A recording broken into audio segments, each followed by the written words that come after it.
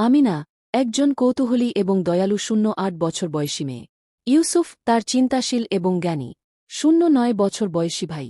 আমিনা এবং ইউসুফ মসজিদ থেকে ফিরে তাদের উঠোনে একটি গাছের নিচে বসে আছেন। তারা দিনের বেলায় যা শিখেছেন তা নিয়ে আলোচনা করতেছে।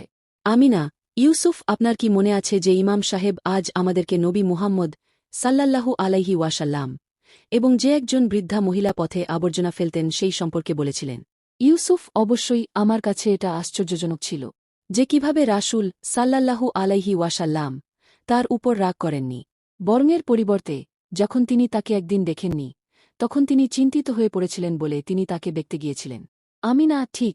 এটি আমাকে ভাবতে বাধ্য করেছে যে আমাদের কিভাবে মানুষের সাথে আচরণ করা উচিত, এমনকি তারা আমাদের কাছে অপছন্দ হলেও। রাসূলুল্লাহ সাল্লাল্লাহু আলাইহি ওয়াসাল্লাম সবসময় দয়া দেখিয়েছেন, সে যাই হোক না কেন। ইউসুফ, এটা সত্যি। আল্লাহ তায়ালা কুরআনে বলেছেন, মন্দকে প্রতিহত কর যা উত্তম তা দিয়ে, তাহলে যে তোমার শত্রু সে তোমার সবচেয়ে কাছের বন্ধু হয়ে যাবে। সূরা ফুসসিলাত 4:1-3-4। এটা সহজ নয়, কিন্তু আমাদের চেষ্টা করা উচিত।